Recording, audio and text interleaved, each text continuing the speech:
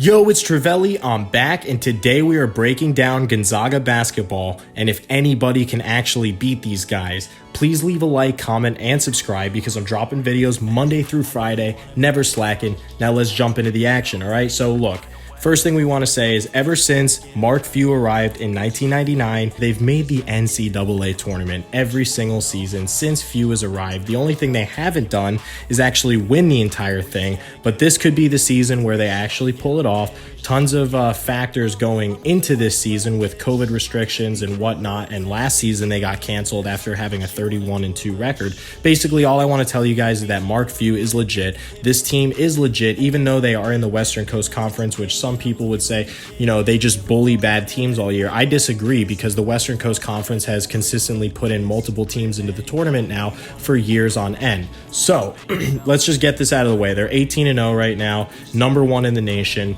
This should come to no surprise as they are usually undefeated throughout, most of the season anyways. This is just what Gonzaga has been recently. They're led by their senior Corey Crispert, but they have a bunch of other great players as well, like freshman Jalen Suggs, great shooter and outside wing player. He's a point guard. Anton Watson, the sophomore, 6'8", 225 pounds. I want to mention that he is a great rim protector, bringing in 0.8 blocks a game, 8 points a game, 4 rebounds, and that's on 21 minutes. I'm also a big fan of Drew Timme, the sophomore, 6'10", 235. He's kind of their hybrid center forward.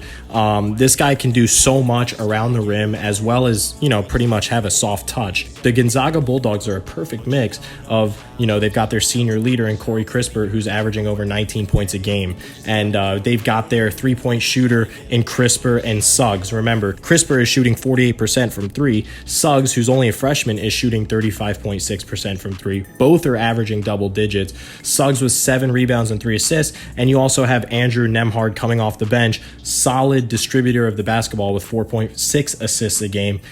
So they've got a really well-rounded team. I love the way that they play defense with Suggs getting 2.2 steals a game. He is their kind of like feisty guard, if you will. Freshman, like I said, can hit the three, can, play the screen and roll game with Timme as well as Crispert and Watson. So I definitely like what I've seen from Gonzaga this year so far. They've blatantly decimated good teams. They've played team-oriented basketball all season long. Mark Few has this team so unselfish. It's like a machine. Okay, every single game that I watch these guys play, I see perimeter passing, dip it inside if there's a mismatch. No one on this team is selfish. Everybody is thinking about making the correct basketball play, and that is why they are 18-0. Another thing is that they don't have a laundry list of injuries. Jalen Suggs is currently on the injury report. He's questionable for Saturday with the leg. But other than that, just some role players are banged up, out indefinitely, like Ballo, Harris, and Strother are out indefinitely, but Aaron Cook and Suggs are questionable. They should be fine. So pending any major injuries, this team should be able to run the table in the regular season. So let's take a look at their schedule so that way I can tell you if I actually think someone has a chance of beating them. Again, they had that Baylor game postponed. That would have been such an incredible matchup. 2 undefeated teams going head to head. That's like a national championship game in it of itself. And of course, that could end up being the national championship game depending on how the tournament plays out, but we'll get into that in another video later on. So they obviously started out the season with a nice win over Kansas when they were ranked number 6. They won by 12 points. They have no losses, so I'm not going to go through it like game by game, but what I will say is they beat number 11 West Virginia 87-82, and pretty much after that it's been a rout. I mean, they beat number 3 Iowa, who has Garza. That's a big win to me.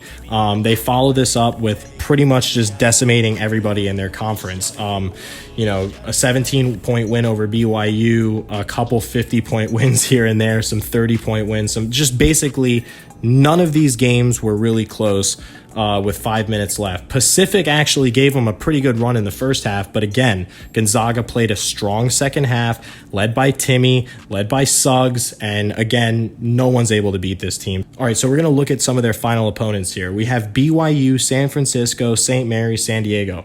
I'm not worried about San Francisco, St. Mary's, or San Diego. They were able to handle these wins rather easily during the season already. I am more concerned with BYU. Now, BYU only lost to them by 17 in their first matchup on January 7th.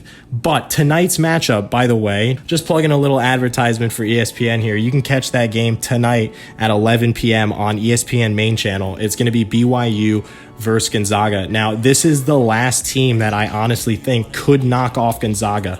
If they play a very fundamentally sound game tonight, BYU, and they don't make mistakes, they don't turn the ball over, and they hit the three well, BYU is a pretty good team. If you look into them, they've got some players of their own. Now, do I think Gonzaga is going to lose? No. I think they're going to run the table. If they do lose, though, it will be tonight. I doubt it will be versus San Francisco, St. Mary's, or San Diego. Now, obviously, once you get into the tournament, anything can happen. A matchup versus Baylor, Michigan, Ohio State, pretty much Houston, Virginia Tech, Alabama, any of those teams, Oklahoma, well, some of these teams could give them a run for their money in the tournament. Anything can happen. But honestly, I think this is the year for Mark Few, and I think this is the year for Gonzaga. I believe they are going to run the table and go undefeated on their way to winning the NCAA title. Is this a front runner opinion? I guess. I'm not a Gonzaga fan in real life, but I've always understood how good this team is, and I've never doubted them.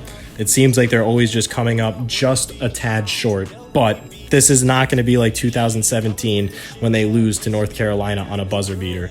They are going to win the national championship this year. I truly believe that. If you guys agree, leave a like, leave a comment. If not, still leave a like, but tell me why you think a team could beat Gonzaga. What could be exposed about the Gonzaga Bulldogs that I might have missed, because I just do not see it. All right, peace. Get away, we just gotta get away, we just gotta get away.